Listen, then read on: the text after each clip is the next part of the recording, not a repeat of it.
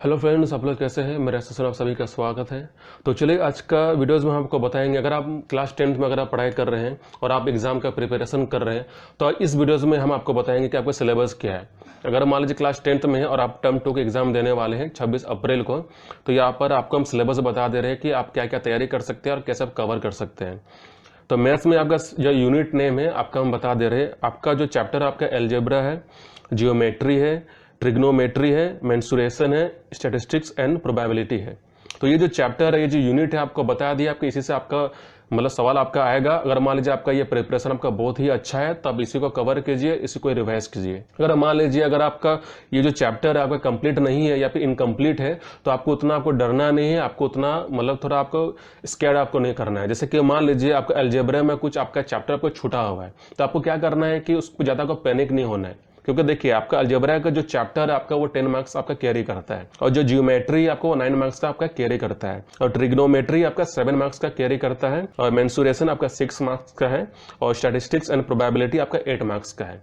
तो उसके हिसाब से अगर मान लीजिए अलजेब्रा आपका इनकम्प्लीट है तो आपको इतना समझना है कि इसका आपका 10 मार्क्स आपका आने वाला है। तो अलजेब्रा में आपको ज्यादा आपको उतना भी फोकस नहीं करना। अगर मान लीजिए अगर आपका अलजेब्रा बहुत ही अच्छा कंप्लीट है, आप बहुत कॉन्सेप्ट आप समझ चुके हैं, तभी अलजेब्रा में आप प्रैक्टिस भी कीजिए, अच्छा प्रिपरेशन में कीजिए। अगर मान लीजिए आपका अलजेब्रा आपका कंप्लीट नहीं है तो आपको ऐसा नहीं करना है कि अलजेब्रा में ही आपको पूरा कॉन्सेप्ट को आपको ध्यान देना है या फिर उसी को आपको रिवाइज भी करना है, क्योंकि बाकी चैप्टर भी आपका है। जैसे कि फॉर एग्जांपल आपका जियोमेट्री भी है, ट्रिग्नोमेट्री भी है, स्टैटिस्टिक्स भी है, तो आपको इसमें भी फोकस करना है। अगर मान लीजिए अलजेब्रा आपको समझने में दिक्कत होता है तो उसको आप क्या कर सकते हैं, उसको आप छोड़ भी सकते हैं, या कुछ कुछ चीज़ है, कुछ कुछ चैप्टर आपको समझ में आया है तो उसी को आप कवर कर सकते हैं, उसके बाद रिवाइज भी कर सकते हैं। अगर मान लीजिए आपको अलजेब्रा ठीक से आपको समझ में नहीं आ रहा है तो आप स्टैटिस्टिक्स एंड प्रोबेबिलिटी को आप समझ सकते हैं, क्योंकि ये जो चैप्टर आपका बहुत ही इजी है और आपको समझने में उतना आपको उतना दिक्कत नहीं होगा, क्योंकि इसको समझना बहुत ही आसान है एज कम्पेयर टू अलजेब्रा। ठीक है। और जो आपका प्रोबेबिलिटी जो है आपका 8 मार्क्स का आपका कैरी करता है। अगर मान लीजिए इसमें आप अच्छा फोकस के साथ कॉन्सेप्ट के साथ अगर समझेंगे, प्रैक्टिस भी करेंगे तो आपको ये आपका मार्क्स आ जाएगा। लेकिन अलजेब्रा जो है थोड़ा कॉन्सेप्ट थोड़ा दिक्कत है, लेकिन मान लीजिए आपका बेसिक फॉर्मूलाज अगर आपको अलजेब्रा का पता है तब कोई दिक्कत नहीं है। अगर मान लीजिए अभी तक अगर आपका चैप्टर या आपका यूनिट आपका कंप्लीट नहीं है और आपको लग रहा है कि हम 1 महीना में सारा कंप्लीट करेंगे तो शायद ये पॉसिबल नहीं है। तो आपको क्या करना है कि सीबीएसई का जो किताब जो होता है एनसीईआरटी का, उसी को आपको कवर करना है और उसका जो भी क्वेश्चन है बुक का उसी को सॉल्व कीजिए। अब ऐसा नहीं है कि अगर मान लीजिए सीबीएसई का जो बुक जो होता है आपका एनसीईआरटी उसको आप सॉल्व नहीं कर रहे हैं और आप रेफरेंस बुक का इस्तेमाल कर रहे हैं, सैंपल पेपर का यूज कर रहे हैं, तो इसमें कोई आपका फायदा नहीं है। क्योंकि देखिए 10th बोर्ड का जो एग्जाम जो होता है आपको उतना आपको ज्यादा हार्ड क्वेश्चन आपका आता नहीं है। जो भी सवाल जो आएगा आपका किताब से ही आएगा। इसीलिए अगर आप मान लीजिए आपका किताब अगर आपका इनकम्प्लीट है तो उसी किताब से आप पढ़ाई भी कर सकते हैं और जितना भी चैप्टर है जो आपका सिलेबस है उसको आप कैरी भी कर सकते हैं। लेकिन अगर मान लीजिए कुछ चैप्टर आपको समझ भी नहीं आता है तो उसमें आप मत अटकिए, क्योंकि अगर मान लीजिए उसी में अगर अटक के आप रहेंगे तो हो सकता है कि आपको बाकी का जो चैप्टर है उसको समझने में आपको दिक्कत हो जाएगा। और ऊपर से क्या आपके पास 1 महीना का समय है, तो इसलिए आपको क्या करना है कि जितना भी जो चैप्टर है जैसे अलजेब्रा है, जियोमेट्री है, ट्रिग्नोमेट्री, तो उसको क्या करना है कि आपको टाइम टू टाइम आपको उसको मेंटेन भी करना है। अगर मान लीजिए अपना एक टाइम मैनेजमेंट जो होता है उसको आप यूज कीजिए, उसको अच्छा सा बैलेंस कीजिए और जितना भी आपके पास समय है उसके हिसाब से उसको कवर कीजिए। आपको ऐसा नहीं है कि अलजेब्रा में अगर आपको समझ में नहीं आता तो अलजेब्रा का जितना भी चैप्टर है उसी का आप समय लगा देंगे, बाकी का जो चैप्टर है उसको आप छोड़ देंगे, ऐसा नहीं है। अगर मान लीजिए अलजेब्रा में कि आप अटक जाते हैं तो ये आपका नेचुरल है, आप अलजेब्रा में अटकेंगे ही। अगर मान लीजिए अगर कंप्लीट नहीं है और आप अभी चाह रहे हैं कि उसको कंप्लीट करना है तो शायद आपको ये पॉसिबल नहीं है। तो इसीलिए आपको क्या करना है कि अलजेब्रा का अगर कुछ चीज आपको समझ में नहीं आता है तो उसको अवॉइड कीजिए। कि बाकी का जो यूनिट है जैसे कि आपका जियोमेट्री उसको आप समझिए। अगर मान लीजिए जियोमेट्री में कुछ आपको ठीक से समझ में नहीं आता है या फिर कुछ कुछ आपको चैप्टर समझ में आया है लेकिन आप क्वेश्चन में अटक जा रहे हैं तो उसको भी आप लिख लीजिए, किसी जगह में लिख लीजिए और उसको भी छोड़ दीजिए। उसके बाद फिर आपका आता है ट्रिग्नोमेट्री।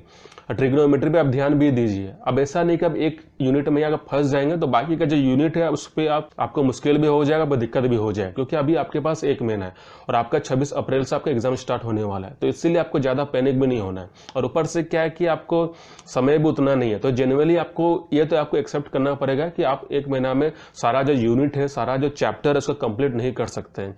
तो जो आपका जो एग्जाम है क्लास 10 का जो सिलेबस है मैथमेटिक्स आपका यही आपका चैप्टर है, यूनिट आपका यही है, इसी से आपका सवाल आएगा। तो इसी पे आपको फोकस भी करना है अगर मान लीजिए अगर आपका सारा चैप्टर, आपका सारा यूनिट आपका कंप्लीट नहीं है तो आपको उतना भी घबराना नहीं है, आपको पैनिक भी नहीं करना है। जितना आपको आता है उसके हिसाब से बनाते जाइए। अगर अलजेब्रा में दिक्कत हो रहा है कुछ पार्ट छोड़ दीजिए, फिर जियोमेट्री में आ जाइए। अगर आपको जियोमेट्री में दिक्कत हो रहा है तो उसको कुछ पार्ट छोड़ दीजिए, फिर ट्रिग्नोमेट्री में आ जाइए। अगर ट्रिग्नोमेट्री में आपको दिक्कत होता है तो फिर आप मेंसुरेशन में आ जाइए या फिर स्टैटिस्टिक्स में आ जाइए। लेकिन आपको ये नहीं करना है कि आपको एक यूनिट में आपको अटकना नहीं है। अगर मान लीजिए आप एक यूनिट में अटक जाते हैं, फिर आपको लगता है कि हमारा ये कंप्लीट नहीं हो रहा है, तो फिर हम कैसे बढ़े। बात सही है, लेकिन क्लास 10 का जो सवाल है आपको उतना कॉम्प्लिकेटेड आपका नहीं आएगा। जो भी सवाल आएगा आपका किताब से ही आने वाला है, तो आपको इतना आपको पैनिक भी नहीं करना है, आपको ज्यादा डरना भी नहीं है। और ऊपर से आपको थोड़ा भी आपको हेल्दी भी रहना है और आपको ज्यादा डिप्रेस भी नहीं होना। अगर आप मान लीजिए अगर आप हेल्दी भी रहेंगे और आप डिप्रेशन से फ्री भी रहेंगे तो जो भी आपको आता है आप उसको आराम से भी कर सकते हैं। लेकिन अगर मान लीजिए अगर एक महीना में आप सोचेंगे कि हमको अलजेब्रा का पूरा चैप्टर कंप्लीट करना है, जियोमेट्री का भी, ट्रिग्नोमेट्री का भी, तो ये पॉसिबल नहीं। तो आपको प्रैक्टिकली सोचना है कि आपसे जितना हो सकता है उतना ही कीजिए। तो आपको क्या करना है कि सबसे पहले एक चार्ट बना लीजिए और चार्ट के हिसाब से अलजेब्रा में जो समझ में आता है उसको कंप्लीट कीजिए, जियोमेट्री में आपको जो समझ में आता है उसको कंप्लीट कीजिए, फिर क्वेश्चन बनाइए, और ट्रिग्नोमेट्री, स्टैटिस्टिक्स जो भी आपको ठीक समझ में आता है उसको आप प्रैक्टिस कीजिए।